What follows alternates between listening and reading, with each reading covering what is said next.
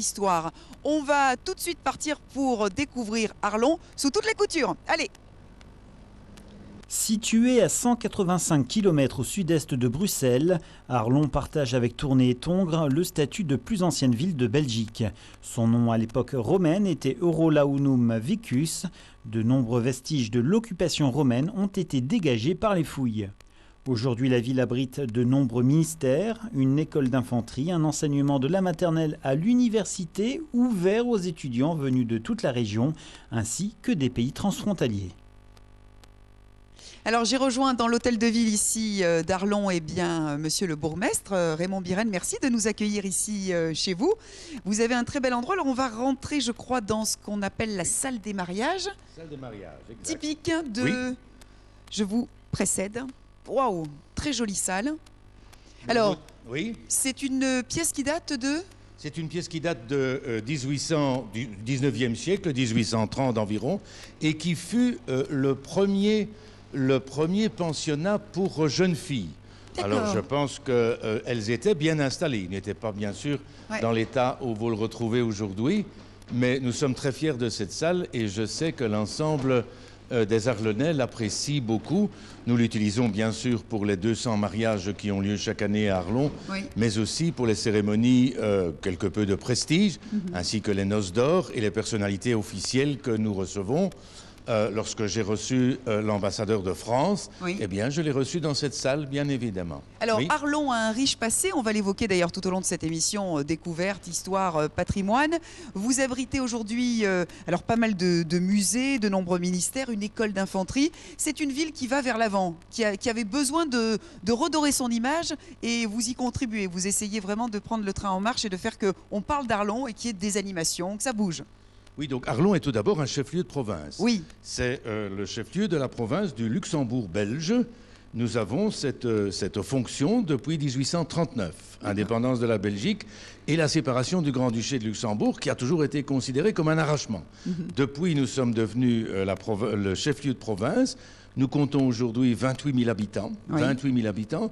Nous sommes devenus une ville administrative, bien sûr, mais aussi une ville commerciale, une ville d'enseignement. Tous les niveaux d'enseignement sont représentés et bien sûr, chacun saura que nous sommes une ville romaine. J'ai l'habitude de dire en cette salle de l'hôtel de ville que nous sommes la plus vieille ville de Belgique, ce que personne ne nous conteste d'ailleurs. Alors, quels sont vos grands projets 2011 vous avez votre mandat jusqu'en 2012. Ah, 2011, je vais présenter les vœux à la population dans les toutes prochaines heures, d'ailleurs les prochains jours. Et donc, nous allons travailler dans le centre d'Arlon tout particulièrement, où nous allons implanter un parking souterrain de 200 places. Oui. D'accord. Donc là, nous avons une volonté très claire de solidifier, si vous voulez, le tissu commercial qui se trouve à Arlon. Et puis nous aurons différents travaux à proximité du centre d'Arlon. Je pense qu'il n'est pas peut-être intéressant. Non, mais on reviendra de toute façon vous voir. Il y avait un petit clin d'œil que je voulais faire sur ce drapeau en particulier, parce que si les téléspectateurs regardent bien, c'est la patrie, mais la patrie avec des lignes horizontales, ce qui n'est pas d'actualité aujourd'hui. Tout à fait. Vous retrouvez là un exemplaire de l'ancien drapeau belge qui connaît les trois couleurs que nous avons toujours aujourd'hui. Ce sont les couleurs du Brabant, rouge, jaune, noir. Mais pendant quelques mois, ces raies du drapeau national étaient en horizontal, alors qu'aujourd'hui, depuis 1831 exactement, elles sont placées verticalement, le noir étant bien sûr à la hampe. D'accord. Vous avez là un exemplaire qui est visible de manière publique, donc beaucoup d'autres exemplaires se retrouvent dans les musées. Merci de nous avoir présenté Arlon. On va donc visiter et je vais de ce pas au musée Gaspard parce que c'est un musée incontournable ici. Au musée Gaspard, vous verrez les œuvres d'un peintre animalier que nous apprécions beaucoup, qui est bien sûr Gaspard. Et je vous invite bien sûr à regarder aussi le cerf bramant que vous retrouvez dans un des quartiers de la ville d'Arlon. On y va. Je vous embrasse. Je vous en prie. Vous dis à bientôt. À bientôt. En Belgique, c'est 3. Alors regardez, là je suis devant une très belle bâtisse. En fait, c'est le musée Gaspard. Je voulais absolument vous le présenter. La famille Gaspard, pour en savoir plus, on va ensemble. Alors, je vais rentrer avec Valérie. Valérie qui est, bonjour, la conservatrice de ce musée Gaspard. Merci de nous accueillir chez vous. Alors, un musée qui a une particularité, déjà une bâtisse assez exceptionnelle. Voilà, on a la chance d'être dans une très belle maison bourgeoise du 19e siècle qui a été très très bien restaurée il y a 6-7 ans maintenant. Et donc, rien qu'en lui-même, le bâtiment mérite le détour. Alors, musée Gaspard, parce que Gaspard, ce sont deux frères qui étaient plutôt doués. Voilà, alors on a Charles Gaspard qui était un photographe à une époque justement où cet art est en train de naître. Il est également mécène, collectionneur, donc il nous a vraiment légué sa maison et son contenu. Et puis son frère était sculpteur essentiellement d'art animalier. Alors là, ici, on est dans la salle religieuse de votre musée, c'est-à-dire... Alors nous abritons de très très nombreuses collections, on ne peut pas tout montrer. Et donc ici on a une thématique d'art religieux qui est centrée sur l'art religieux de notre région, mais surtout sur un retable qui a été fabriqué à Anvers au début du XVIe siècle et qui est tout simplement exceptionnel. Ah oui, franchement, ça vaut le coup d'œil. Ouais. Retable de Ficène exactement, c'est ça ? La crucifixion qui a été conçue comme l'union symbolique de l'Ancien et du Nouveau Testament. Ah oui. Franchement, c'est très très beau. Alors, vous avez des expositions donc des deux frères, mais vous avez aussi des expositions temporaires, et ça, c'est plutôt bien. Voilà, c'est vraiment quelque chose qui permet de renouveler sans cesse notre activité, aussi permettre aux gens de revenir au musée, de les fidéliser. Alors, on essaye toujours d'avoir une thématique en relation avec Arlon et la région, mais ça ne doit pas rebuter le touriste. Au contraire, c'est vraiment toujours des choses originales à découvrir, des artistes ou des sujets historiques qu'on essaye d'actualiser. Et là, c'est Arlon qui s'imprime. Voilà, donc en 2010 correspondait à la présence depuis 180 ans tout juste du premier imprimeur à Arlon. Et donc on a un petit peu voulu voir dans quel contexte eh bien, cette présence s'était faite. Parce que je crois en fait que cet imprimeur, au départ, il était sur Luxembourg et il est venu à Arlon. Alors, pour nos amis français, 1830, c'est vraiment une date pour nous charnière, c'est la date de la création de la Belgique. On avait été français, on avait été hollandais, et donc il a fallu créer un état de toutes pièces. Et donc, désormais, dans chaque province, vous diriez les départements, il fallait un imprimeur officiel qui diffuserait les lois et les grandes décisions prises à Bruxelles. D'accord. Et alors, l'imprimerie, c'est juste au-dessus ? Voilà. Alors, on va y aller, on va monter avec vous.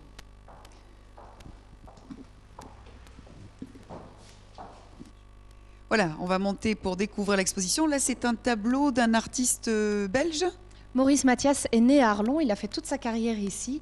Et donc voilà, c'était un tableau dont la thématique collait bien à notre exposition. Très bien, sur l'imprimerie. L'invention de l'imprimerie est le plus grand événement de l'histoire, disait Victor Hugo. C'est vrai que c'est une sacrée invention. Alors, on a une partie, je crois, écriture, affiche. C'est bien ficelé, on va aller par là. Waouh, quelle belle pièce! Ah, c'est pas l'imprimerie. Là, on est en fait où ? Dans le salon consacré aux frères Gaspard. Ah oui. Bon, on fera l'imprimerie après. Mais franchement, ah oui. Très, très belle demeure. Alors là, est-ce que vous pouvez nous donner 2-3 éléments sur ce qu'on voit ? Voilà, donc la première salle ici est un salon consacré à Jean Gaspard, sculpteur essentiellement animalier qui a fréquenté les plus grands noms de son époque. Et donc à travers ces pièces qui ont été restaurées vraiment à l'original de ce qui s'y trouvait, eh bien on retrace la vie de celui qui fut l'élève de Jeff Lambeau, qui avait lui-même rencontré Auguste Rodin, donc ce n'est pas négligeable comme parcours artistique. Et dans l'autre pièce, eh bien, c'est Charles Gaspard, le plus jeune frère, donc photographe et mécène, à qui nous rendons hommage par son mobilier, les photos qu'il a faites et les œuvres qu'il a pu collectionner. Très bien. Ouais. Belles œuvres à découvrir. Et effectivement, on va passer maintenant sur le côté imprimerie, qui est donc, alors j'ai noté, mémoire de caractère, c'est jusqu'au 26 mars 2011 ici.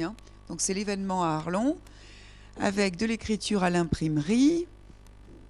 Alors c'est vraiment les débuts, là, Antiquité. Voilà, mais pour un public scolaire un peu plus jeune, on essaye un petit peu de dire qu'au-delà de la clé USB, il y a tout un parcours de l'écriture avec la période charnière de Gutenberg qui associe le caractère mobile d'imprimerie à la presse et donc qui va vraiment permettre le développement de cette imprimerie. Ici, on a des livres anciens, c'est ça ? Voilà. Ils ne sont pas imprimés à Arlon, mais ils concernent Arlon. Il y a même des choses assez amusantes si on rentre dans les détails, mais c'est un grand, grand travail d'imprimerie qui est fait à Luxembourg, mais qui concerne notre ville. Et puis là, un composteur. L'appareil utilisé par l'ouvrier typographe pour la composition des lignes destinées à l'impression typographique. Ah oui, ça c'est vraiment les débuts du vrai travail là. Voilà, oui, donc il y a tout un travail de composition, il s'appelle le compositeur, et à l'aveugle presque, il va placer les caractères à l'envers dans ce composteur. Quelques affiches, imprimées donc là avant 1830. Justement, du temps où nous étions français, alors vous voyez la devise, voilà, liberté, égalité, fraternité, mais comme on est dans le Luxembourg, c'est écrit en français et en allemand gothique. D'accord, regardez, de l'époque. Donc là, on est juste avant 1830, on ne sait pas exactement l'année. Juste avant 1830. Juste avant. De l'imprimerie du département rue du Curé. Très bien. Et puis la Voix du Luxembourg. Alors là, on est vraiment dans la fabrication des journaux. Donc ici, on introduit réellement l'histoire arlonnaise de l'imprimerie avec la famille Bruck, qui est vraiment le premier nom. Et puis très vite, dans son sillage, d'autres concurrents viendront. On a un chapitre consacré à la presse. On est justement dans une région où on a aussi bien de la presse en français que de la presse en allemand. Qu'est-ce qu'on peut encore dire? On a encore du matériel, toujours du matériel, parce qu'il y a des choses vraiment magnifiques. On développe également les périodes de guerre, les imprimés touristiques, les imprimés quotidiens, ceux que nous connaissons encore aujourd'hui, comme les faire-part de naissance, de mariage ou de décès, mais aussi les premières publications scientifiques. Donc on va vraiment un petit peu dans toutes les directions. On essaye aussi de réserver un espace pour les enfants. Ils peuvent s'amuser un petit peu ici. À travailler et à faire une petite imprimerie. Voilà, exactement. Merci beaucoup pour la visite. Notez-le, c'est jusqu'au 26 mars 2011, l'exposition Mémoire de caractère ici au musée Gaspard. Et même ne serait-ce que pour voir cette très belle demeure, ça vaut vraiment le coup d'œil, le déplacement. Merci beaucoup Valérie de nous avoir accueillis. Merci. Alors c'est vrai que Arlon est célèbre pour son carnaval. Je vais rejoindre Monsieur Manigard qui s'occupe de cette maison, qui fabrique d'ailleurs une spécialité qu'on va découvrir ici à Arlon. Et on va parler carnaval, festivités, costumes. Alors, folklore, animation, folklore, j'ai envie de parler de festivités aussi carnavalesques, parce qu'ici, c'est très présent à Arlon. Donc, je suis rentrée dans la boutique de Monsieur Manigard. Merci de nous accueillir chez vous, alors bien accompagné. D'abord, est-ce que vous êtes prêts? Le cri de guerre. Allez, hop, allez, hop, allez, hop. Et alors ça, c'est pourquoi ce cri de guerre? Disons que en général, les comités de carnaval, en allemand, c'est souvent Halaf, Halaf, Halaf, et... Bon, finalement, on a un peu hérité ça de la Lorraine aussi, où on était souvent au carnaval à Metz notamment, et à Yutz, à Marly. Oui. Et c'est un peu le cri qu'il y avait dans la région qu'on a Vous avez gardé. Voilà, c'est pour la mise en forme avant de démarrer les festivités. Alors, vous avez une boutique avec 3700 références de vin. Vin et alcool, oui, certainement. Oui. Voilà. Ça, c'est votre passion, profession depuis... Disons que c'est une entreprise familiale depuis 1884. Disons que le magasin est ici ouvert depuis 1947. Et puis, vous vous occupez d'une association pour donc faire partager aux gens l'esprit festif d'Arlon, avec donc une association sur Carnaval. Voilà, ça fait 33 ans qu'on a relancé le Carnaval à Arlon, donc on va avoir la 33e édition d'un Carnaval qui a quand même beaucoup de prestige maintenant. On a la participation de groupes venant de Slovénie, de France bien sûr, du Grand-Duché, d'Allemagne, de Suisse. Nous avons 3 musiques suisses chaque année. Alors on a également le groupe des Pays-Bas et nombreux groupes belges. Alors les tenues que portent là quelques-unes des personnes, est-ce qu'on peut dire par exemple... Alors madame? Oui, madame. Alors est-ce que vous pouvez nous parler détails de votre costume? Oui, en fait c'est une costume de paysanne, parce qu'on a des géants. Et donc on s'occupe des géants. D'accord, donc des personnes géantes qui sont à côté, c'est ça? Et donc les paysannes accompagnent. Voilà, l'historique des géants, c'est un marieur qu'on appelle le Heiligmann, qui était un colporteur et qui arrangeait les mariages, donc au 18e, 19e siècle, qui arrangeait les mariages dans les fermes et dans les villages, et dans la ville éventuellement. En général, c'était ou un colporteur ou un marchand de bestiaux. Et donc ça représente le Heiligmann et le couple de fiancés, les géants. Là, messieurs, le détail de vos costumes? Bonjour. Alors là, ce sont les feux follets du haut de la ville d'Arlon. C'est-à-dire que c'est un des quartiers d'Arlon qui a eu l'idée de créer un groupe propre carnavalesque dans début des années 50. Alors ensuite, on a le prince, parce qu'il y a la soirée des princes. C'est une soirée inauguration, c'est ça? Oui, tout à fait. Donc moi, je suis choisi par le comité pour régner sur le carnaval pendant une période d'1 an. Donc, Vous avez une lourde mission. j'ai une lourde mission festive, oui, effectivement, mais qui tient à cœur et ça se passe toujours très bien. Alors le costume, le détail, pourquoi le costume là? Le costume est choisi tous les ans par le prince. Il n'y a pas vraiment d'historique pour Vous le avez voulu costume. choisir ce costume en particulier. C'est un costume typique prince carnaval, Oui.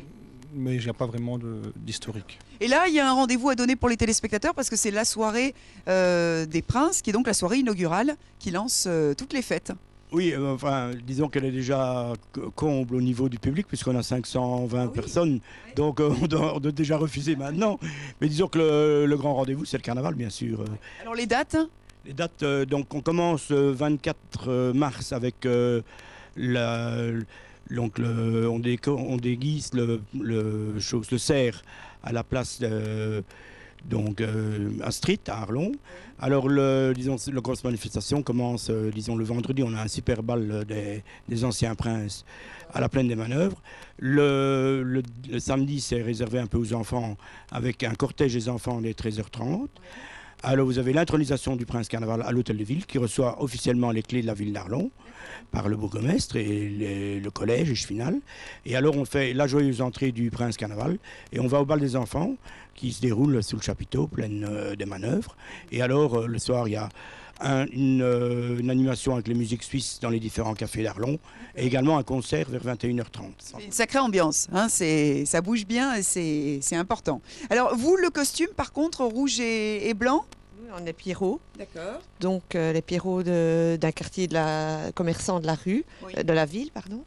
Et donc on est en rouge et blanc parce que ça a été choisi par un Popol de Loche qui était un peintre d'Arlon.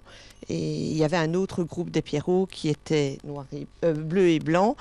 Et pour distinguer, donc on est en rouge et blanc. D'accord. Des couleurs qui se voient bien. Oui, Depuis 1950, je vois. oui, 1950, le groupe a été créé en 1948, mais ils ont fabriqué les costumes et tout, et la première sortie a eu lieu en 1950. Un rendez-vous carnaval à ne pas manquer. Monsieur Manigard, alors, une petite présentation quand même de votre savoir-faire, hormis la partie carnaval. C'est donc ici ce qu'on peut trouver dans votre boutique. On a dit, plus de 3700 bouteilles. Il y a alors ceci qui est confectionné à Arlon, c'est ça? Donc, le métranque, d'abord. donc, Oui, est élaboré, ça, c'est vraiment la spécialité. voilà, qui est élaboré à base de vin de la Moselle luxembourgeoise. Selon la tradition arlonnaise, c'est une recette de mon arrière-grand-mère. Donc mon frère et la famille fabrique de chaque année et qu'on a donc notamment aux festivités du carnaval, mais bien sûr aux festivités du Métranque. Et toute l'année, on a quand même pas mal de ventes. C'est un article qui est fort demandé par les touristes. D'accord, bien apprécié. Puis il paraît que ça se boit très facilement sur la période estivale quand il fait un petit peu chaud parce que c'est très très frais. Et puis là, c'est une autre spécialité. Donc c'est une marque que nous avons créée, donc qui s'appelle Nolra, c'est l'anagramme d'Arlon. D'accord. Et donc c'est un mousseux qu'on a fait pour un peu les autres périodes que la période du carnaval et qui rappelle l'Arlon, donc et qui permet d'ailleurs il y a le logo d'Arlon, le blason d'Arlon, et donc c'est un peu notre cheval de bataille également pour l'apéritif. Et vous, le chapeau que vous avez? Voilà, le chapeau, c'est typiquement le chapeau du carnaval rhénan. Donc le comité de carnaval porte ça, et alors porte ce chapeau. Et les anciens princes portent également le chapeau, mais avec 2 plumes. Et le prince, en fonction, a 3 plumes. Je voulais revenir peut-être sur le carnaval en lui-même, puisque la grosse journée de carnaval, c'est quand même le dimanche, où on a notre grande cavalcade qui a lieu à 14h30, où il y a plus de 50 groupes, avec donc, comme je vous disais, des groupes slovènes.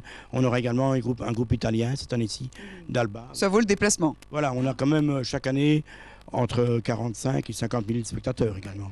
C'est une belle fête à vivre ici à Arlon. Merci beaucoup pour l'accueil. Vous vouliez rajouter quelque chose? Non?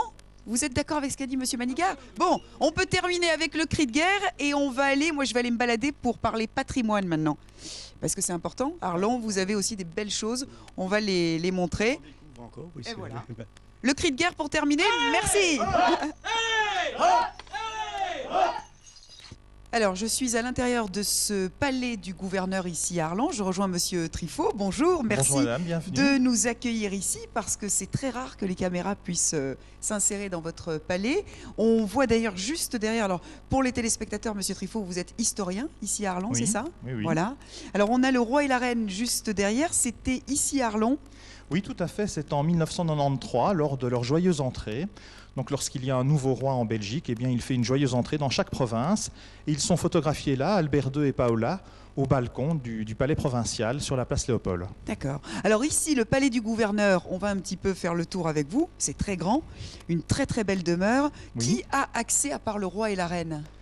Eh bien, le gouverneur, M. Caprin, et également les responsables de la province invitent ici régulièrement, bien sûr, les représentants de la population, que ce soit les hommes d'affaires, que ce soit les sportifs, que ce soit des commerçants ou autres. Enfin, toutes les couches de la population ont accès ici au palais à partir du moment où elles sont représentatives et bien sûr où on veut les mettre à l'honneur. D'accord. Dès qu'il y a une reconnaissance, on peut dire, si on vulgarise un peu, si on schématise, c'est un mini-Élysée.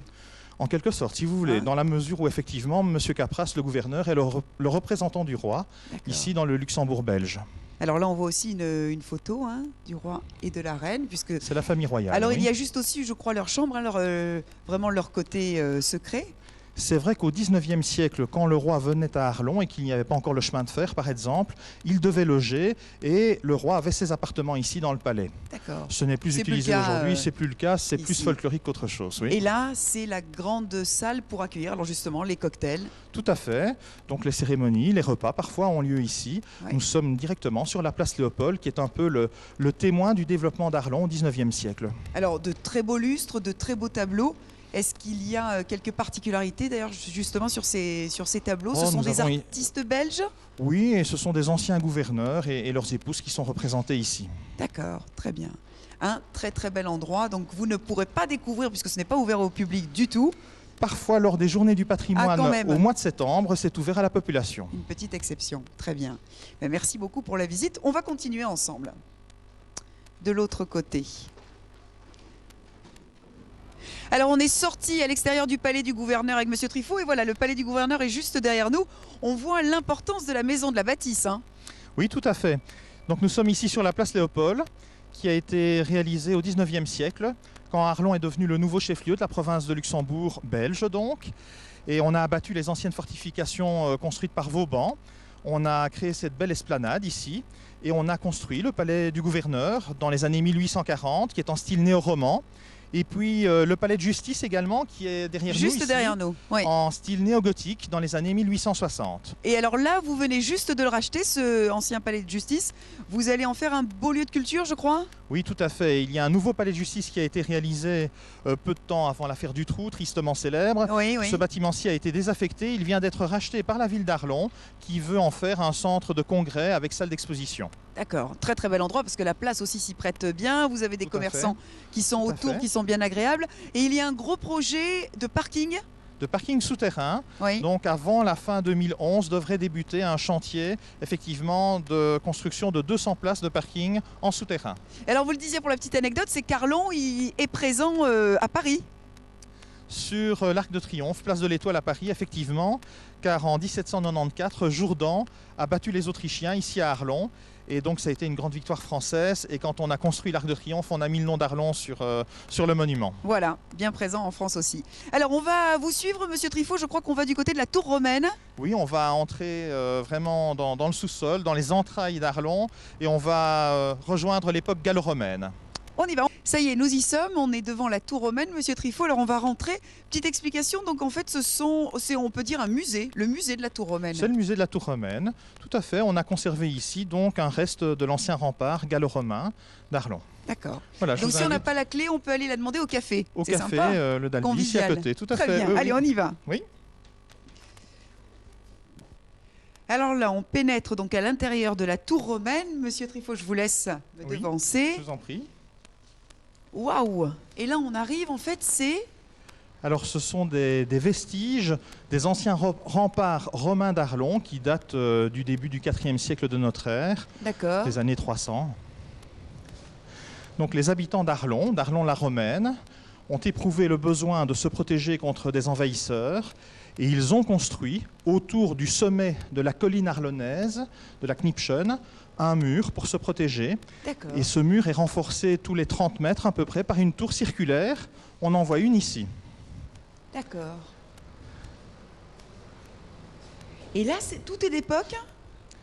Oui, oui, tout à fait. Ouais. Donc la particularité, c'est que pour construire les fondations de ce mur, Ouais. ils n'ont pas hésité à démanteler des vieux monuments d'Arlon-la-Romaine, des temples, ou bien des monuments qu'il y avait dans les cimetières, des mausolées. Ouais. Ils ont pris toutes les pierres qui étaient sculptées et ils les ont insérées dans la base de ce mur. Ouais.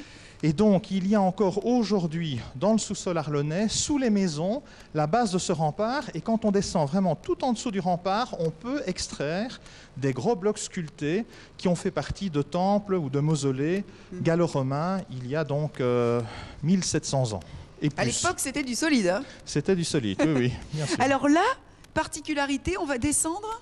Oui, je vous en prie. Très bien. Dites-moi où on va alors. Eh bien, on va vraiment aller voir ce qu'il y a à la base du mur. Et vous verrez, on a laissé un bas-relief gallo-romain qui est très beau. Ah oui, oui, in oui, situ. oui. Très bien, oui, ça vaut le coup d'œil. Hein. Oh, il faudrait Voilà. même l'allumer, il faudrait même mettre une lumière dessus, tellement c'est beau. Il représente Neptune avec son trident sur l'épaule. Et donc ça, c'est une scène de la mythologie qui a figuré sur un monument probablement religieux ici à Arlon il y a 2000 ans. D'accord. La tour romaine, c'est vraiment le côté peut-être, ses particularités vraiment d'Arlon. Oui, c'est tout à fait particulier. Alors on a découvert une deuxième tour romaine l'année dernière. D'accord. Et la base n'est pas encore fouillée. On a pris des mesures de protection tout autour. On pourra passer la voir tout à l'heure. Elle est près de l'hôtel de ville. Ah oui, d'accord. Et donc là, on est rue de la Vierge Noire. On arrive sur l'église Saint-Donat. Oui, en plein quartier Saint-Donat ici, et c'est le nom de l'église. Saint-Donat est le protecteur d'Arlon. Il protège contre la foudre, la grêle, les éclairs. Donc c'est un saint avec un bouclier. Ah oui, oui, oui. C'est vraiment quelqu'un d'important pour Arlon. C'est quelqu'un de très important. Et il y a d'ailleurs une relique, un morceau du corps de Saint-Donat qui est conservé ici. D'accord. Puis de très jolies petites ruelles. Hein. Ça, c'est très Oui, typique. Hein. c'est le vieux quartier d'Arlon, la Etchegas, avec effectivement des ruelles tout à fait typiques. Ouais. Alors là, on a un personnage, c'est quelqu'un qui aime les mariés. C'est le Helechman, c'est un personnage juste là. du folklore arlonnais. Oui. C'était un monsieur qui allait au 19e siècle de ferme en ferme dans la campagne et qui arrangeait les unions entre les jeunes, donc dans les villages. D'accord. Et puis donc des remparts. Hein. Des remparts, oui, de l'époque de Louis XIV, lorsque l'armée française s'est emparée de Luxembourg à la fin du XVIIe siècle. Vauban a fortifié la ville de Luxembourg, mais également Arlon. Et donc on a un très beau quadrilatère fortifié qui entoure Saint-Donat. Il y avait le même mur tout autour de la ville. D'accord. Et l'église accueille régulièrement, il y a des messes, il y a... Tout à fait, Oui, oui. chaque semaine, donc effectivement, il y a des messes, bien sûr, et des mariages, des enterrements, bien sûr. Très bien, ben merci beaucoup de nous avoir montré un petit peu l'aspect histoire patrimoine d'Arlon. On pourra revenir parce qu'il y en a beaucoup d'autres hein, à montrer, Avec grand je crois. plaisir. Avec grand Merci plaisir. beaucoup de nous avoir accueillis. À très bientôt, Monsieur Trifot. Alors, j'ai déniché ici à Arlon un magasin très original. Ça s'appelle Vitrine d'artisans, oui, artétique. En plus, il y a des créatrices qui proposent eh bien, des ateliers, alors pour les mamans, mais aussi pour les enfants. Venez, on va rentrer. Très original. Bonjour. C'est Geneviève, je crois. Oui, ça va bien? Oui, ça Merci de nous accueillir chez vous. Alors, Artétique, c'est vraiment un magasin à part? C'est un magasin un petit peu différent dans la mesure où il s'articule autour de 3 projets distincts. C'est d'une part les matières premières pour l'artisanat et les loisirs créatifs en général, la vitrine d'artisans qui permet aux artisans de proposer leurs créations au grand public et les ateliers qui sont organisés régulièrement. C'est une idée géniale. Mais oui, je pense que la demande est là. Il y a un intérêt pour le loisir créatif et ça permet aussi aux plus jeunes de voir qu'on peut faire des choses avec ses Autre mains. chose que la télé ou les ordinateurs. Exactement. Et de faire quelque chose avec ses mains. Voilà, des choses qui ne sont pas forcément difficiles, avec des petits moyens, parfois de récupération. Et on peut faire des choses très jolies. Très bien. Alors on va aller de ce côté-ci parce que votre magasin est bien vaste. Là, c'est la partie bijoux pour faire des colliers ou des bracelets. Alors madame, bonjour, vous êtes cliente, vous, régulière ici chez Artétique? Oui, hein, on peut dire ça quand même. Et donc vous venez dénicher, là vous venez d'acheter quoi par exemple? Des petites perles intercalaires, calottes pour compléter mes perles en pâte fimo. Voilà. Très bien. Donc vous venez régulièrement pour fabriquer vous-même vos colliers. Vous choisissez ici, sur un éventail assez large. Je fais des perles avec le matériau qui est là en dessous. Alors fimo, c'est quoi exactement? Polymère. Ah oui. Voilà. Donc ça permet... On fait des petites perles, on fait ce qu'on veut. Et puis alors, on peut modeler, on peut les mélanger pour avoir des couleurs qui ne sont pas dans la gamme ou pour avoir des fondus. D'accord. Et quelqu'un qui n'y s'y entend pas du tout, vous, quand vous avez démarré, c'est facile à réaliser? Oui, moi, j'avais jamais fait ça il y a 2 mois et voilà. Et vous avez trouvé la bonne adresse pour venir dénicher des bonnes petites choses. Ce qui est très sympa, c'est de créer son bijou, voyez, vous aussi en fonction de la couleur, d'harmoniser. Voilà, c'est ça. Et puis bon, il y a certaines personnes qui ont déjà une certaine expérience, qui savent exactement ce qu'elles veulent, qui choisissent dans notre gamme de perles qui est effectivement assez large. Et puis d'autres qui viennent vraiment se laisser conseiller comment réaliser un fermoir, quelles perles on peut utiliser avec l'une ou l'autre pour faire un certain type de collier. Et donc nous sommes là pour les conseiller dans ces... Et quel prix? On a par exemple un collier en gros? Je ne saurais pas vous dire parce que comme je fais mes perles en pâte polymère... Ça représente une quinzaine d'euros peut-être. Une quinzaine d'euros. Donc vous voyez, pour 15 euros, vous avez un très beau cadeau que l'on peut faire. Parce qu'on a des perles à 3 cents et on en a à 3 euros. Donc, quelquefois, c'est même moins cher. Voilà, c'est ça. Il y a des petites jeunes filles qui viennent, qui ne veulent pas dépenser plus de 5 euros. Elles peuvent se faire un collier en choisissant effectivement des perles moins chères. Bien sûr. Mais merci beaucoup d'avoir témoigné. Regardez, on a toutes les couleurs, tout l'éventail ici. Alors vraiment, il y en a pour tous les goûts. Chacun y trouve son compte. Des coloris très vifs, du mauve. C'est super joli. Il y en a un, c'est la caverne d'Ali Baba ici. Mais oui, certaines dames ne savent plus sortir, donc c'est très bien. Alors là, c'est la partie mosaïque. Ça, c'est la partie mosaïque. Donc c'est vrai que c'est un artisanat qui est peut-être un petit peu moins connu. Qui n'a pas été très populaire à un certain moment. Maintenant, on propose des gammes très intéressantes, comme les émaux de Briard, qu'on a dans toutes les couleurs, qui est une céramique, en fait, qui se casse, qui se coupe. On a des émaux en verre, translucides, opaques. On a différents types de mosaïques qui permettent de faire des créations en petit format ou en plus grand format. Et puis là, vous avez la partie enfant, c'est ça ? C'est la partie support en bois. On a des kits pour enfants écologiques et un peu alternatifs. Mais on a aussi toute l'école, les pinceaux, toute la peinture, etc. Des petites formes, des petits sujets pour utiliser pour le scrapbooking ou d'autres choses. Et voilà, donc ici, c'est un petit peu l'espace inspiration pour les personnes qui souhaitent bricoler. Faire une petite lettre sympa.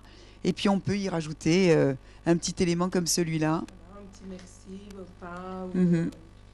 Super. Alors on va aller de l'autre côté parce que nous avons la chance d'avoir 2 créatrices qui sont là.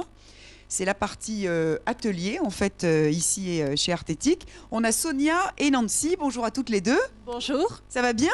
Tout va bien, merci. Alors, vous êtes spécialisée dans la création de bijoux en argent. En argent pur, exactement. Il y a 3 ans, j'ai fait connaissance avec le produit ici, Art Clay. Oui. C'est un produit japonais. C'est un produit patenté aussi. J'ai suivi quelques formations en Flandre et voilà, depuis 2 ans maintenant, j'ai commencé à donner des ateliers de création de bijoux en argent pur ici à Arlon.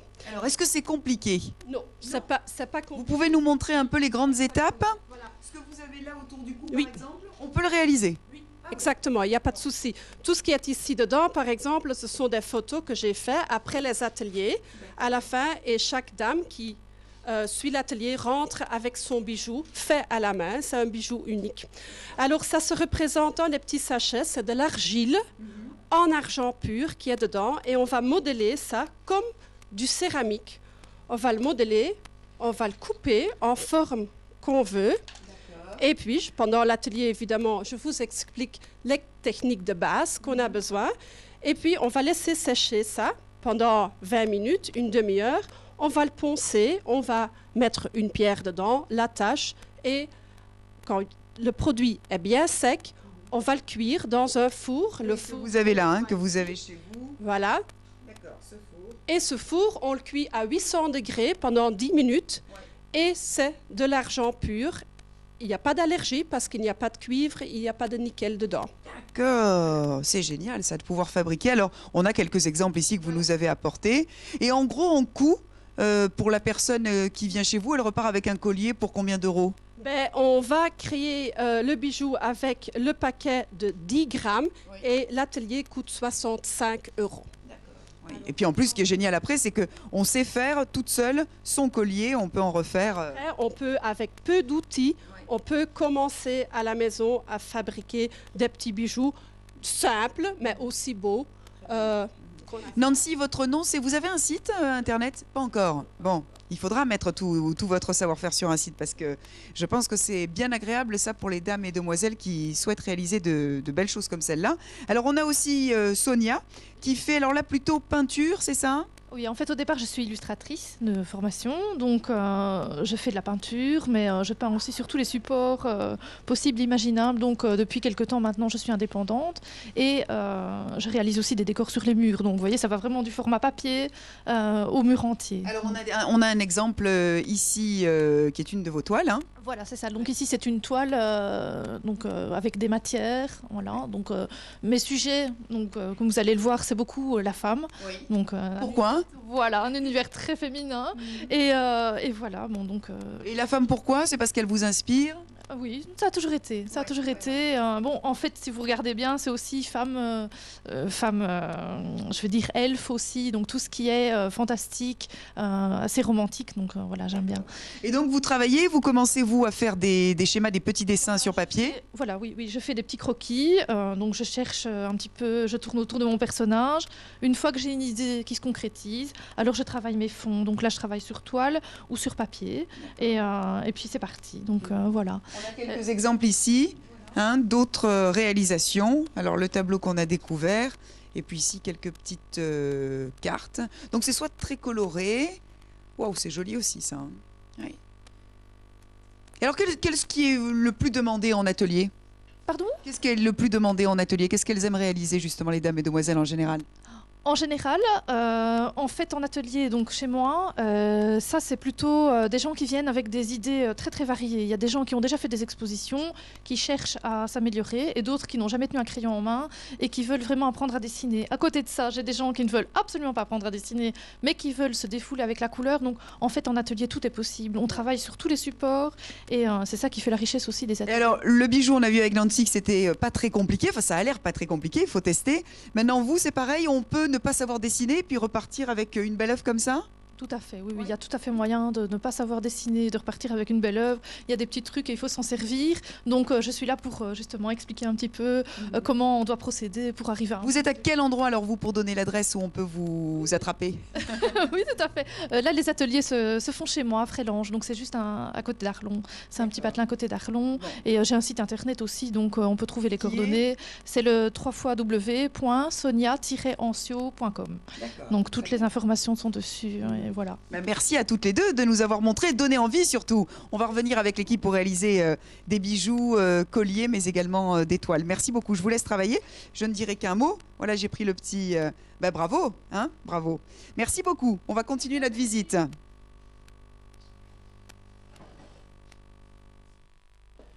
Alors voilà, on arrive en fait, le restaurant L'Arlequin, c'est ça, l'adresse que j'ai retenue au premier étage, c'est Goût et Fraîcheur. Jean Destombes nous attend parce qu'il nous a préparé des filets de rouget. Venez. Et voilà, nous rentrons dans le restaurant L'Arlequin qui est bien présent. L'Arlequin à Arlon. Alors, il y a un petit clin d'œil sur le tableau qui est là. Monsieur Destombes va nous expliquer. Je crois que c'est un tableau qu'il avait acheté dans le sud de la France à Nice. Et donc, c'est pour cela qu'il a appelé son restaurant L'Arlequin. Alors, quand on regarde la carte de L'Arlequin que j'ai là, un menu temps de vivre, vous avez un menu nouvelle saison. Voilà, je sais qu'il aime travailler les produits qui sont actuels en fonction de la période. On va, je crois, cuisiner un filet de rouget. On va aller en cuisine. C'est parti. Et voilà, on arrive dans les cuisines. Jean Destombes, bonjour. Bonjour. Merci de nous accueillir. Ben oui, on a une fine équipe. Hein. Voilà, formidable, formidable. Alors vous êtes... On repère. Voilà, René Anne, ben voilà. Une adresse pour les clients d'ailleurs. Ça commence fort. Alors, bah oui, vous êtes encore plus beau, hein, donc voilà. Alors, par contre, ce que vous savez particulièrement bien faire, vous, c'est la cuisine. Vous êtes installé depuis un quart de siècle. Exactement, oui. 25 ans, oui. Alors, j'expliquais le petit clin d'œil par rapport à l'Arlequin. Ça vient d'un tableau que vous avez acheté dans le sud. Exactement, oui. Et puis, le nom. Le nom, l'Arlequin, on s'est décidé là-dessus par rapport. Il n'y a pas du tout de lien avec Arlon. Quoique Arlon est très festival carnavalesque. Tout à fait, oui. Ça, Monsieur Manigard vous en comptera certainement tout le récit parce que c'est eux qui ont lancé tout le carnaval d'Arlon. Oui. Alors, c'est carnaval dans les casseroles là, et dans la poêle, avec filet de rouget. Filet de rouget en tapenade, de poro et sur un coulis de tomate et basilic. Voilà.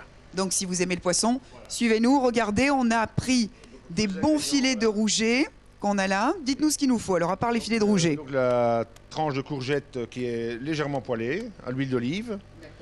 La tapenade de poro, donc qui consiste en un mélange d'échalotes, olives noires, les poireaux, basilic, filet d'anchois mariné et des capres. On mixe le tout, on cuit légèrement et on le garde comme ceci. Donc nous allons placer la tapenade au-dessus, le coulis de tomate. Donc c'est une réduction de tomate avec basilic et une pointe d'ail. Et ensuite on va mettre le rouget, un filet d'huile d'olive, on va le cuire au four. Et autour on va décorer avec un coulis de basilic, zeste d'orange confit et des tomates. Donc on va y aller. Alors. Nous allons prendre la tapenade. Ah oui, on met juste au-dessus. Voilà. Ça se réalise facilement, ça. Hein. C'est facile, oui, très facile. Vous aimez, je le disais, hein, travailler les produits de saison, vous y tenez. De saison, oui, tout à fait. Bon, écoutez, autant respecter l'échelonnement des produits que de... Exactement, d'avoir des bons produits. Alors voilà, un petit peu de tomate. Tomate, voilà. Voilà. Alors on va prendre des rougets qu'on va assaisonner légèrement, en sel et poivre. Beau filet, hein. Prenez un bon poissonnier. Voilà. On met dessus. Voilà. Un filet d'huile d'olive. D'accord.